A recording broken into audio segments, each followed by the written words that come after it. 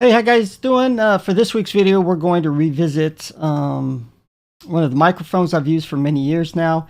Now, when I first started buying all these professional microphones and audio gear, I was still learning. Now I've used most of this stuff for many years, so I know the pros and cons very well. Now, the microphone we're going to be revisiting is the Sennheiser MD-46, which is designed to be an interview reporter's microphone.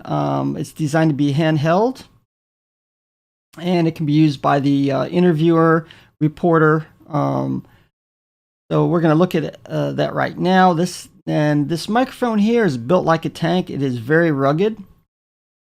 XLR, obviously. Dynamic with a cardioid pattern pickup. I love this microphone. I've used this in the studio and out in the field as well. In fact, this microphone right here, I haven't used probably for 6 months until recently. My mixer went out and I just didn't have the funds to go out and buy another one until now.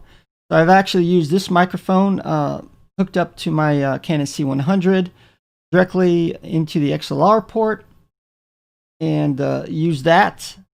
So it works very well in the studio and out in the field as well. I've used this as a secondary. In the studio, when I had a second person with me, I would use this microphone right here. Now, I tend to love dynamic microphones. They're my favorite, simply because you don't need phantom power, and the condensers tend to be very high-endy. You'll hear that hiss and that little tinny sound, which I don't like. And the dynamic seems to be a little bit more flat, and occasionally you can get things like proximity effect more with dynamics, which is good or bad depending on your outlook.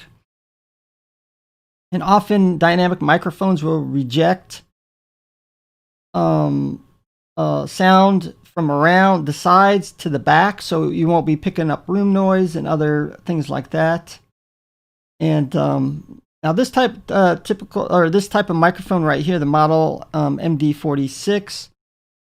You'll obviously, when you're talking directly in front of it, that's where you're going to get the best sound.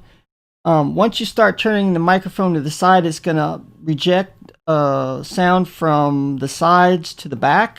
Obviously in the back, because you have all this metal that the sound's not going to pick up very well. So another thing is, obviously we designed to be handheld microphones, so you're going to get some handling noise moving the mic around. Now, to combat this, they do have the microphone element wrapped in rubber inside this green mesh right here to help prevent picking up that hand noise. You will still hear it a little bit. In fact, we're going to be testing this out in a live situation very shortly, so stand by for that. Now, it does utilize two-layer mesh screen, which helps with it's kind of like a pop filter windscreen. Not the best way to do it. I would probably prefer some kind of foam covered inside. Now, I say it does okay in wind situations if it's not too breezy. But once you start getting the high winds, I've found out this microphone isn't the best. And I've seen that when I've actually done some interviews on the Columbus ships out in the harbor, where the boat's actually on the waterfront, which tends to be where the high winds originates. And in two particular situations, when I interviewed on that ship different times, first time I didn't have any kind of wind pop foam screen on here, and it would pick up the wind noise really bad. So the second time, before I went on my second interview on the ship, is I got one of these. They're very cheap phone windscreen, pop screen. I got from Radio Shack for a couple of bucks, and simply just putting on the microphone just like that, cut out the wind noise entirely, or just about entirely. You would barely notice it.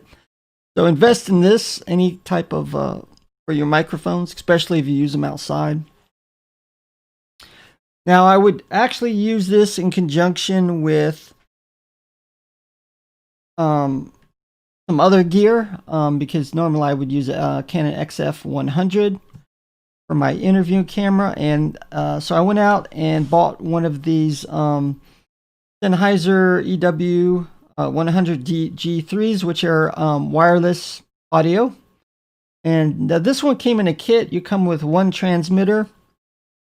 Oh, well, excuse me, one receiver and two different transmitters. This one is really designed for lavaliers or small microphones, usually with a mini jack. I think this is 3.5 millimeters.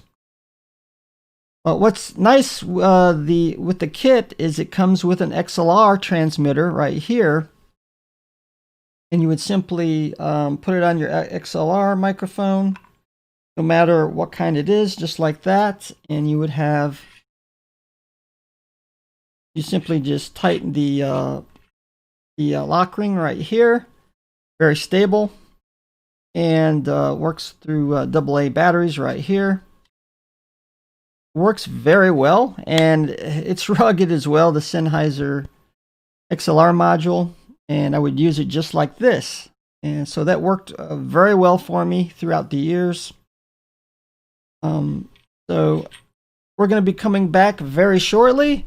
We're going to be hooking this up, doing a live test to see what it sounds like, and the off-axis rejection as well for this dynamic microphone. So it'll be okay, guys, we're back. We got the Sennheiser MD-46 hooked up.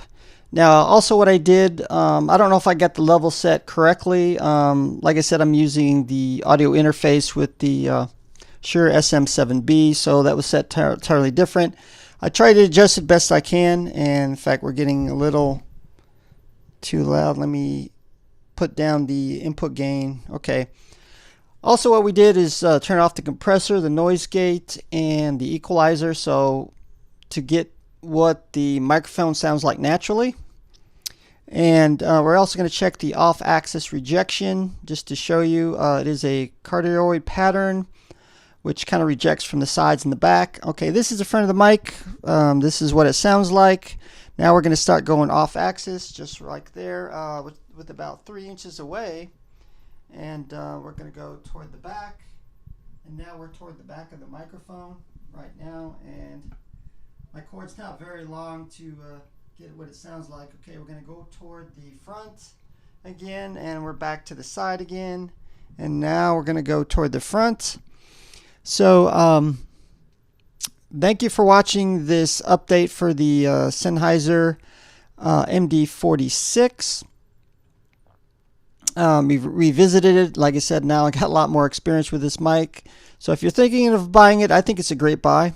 But you have to be very careful between which model that you pick for this. You have the Sennheiser MD-46 like this one, and you also have the Sennheiser MD-42, which look practically identical. One has a different polar pattern.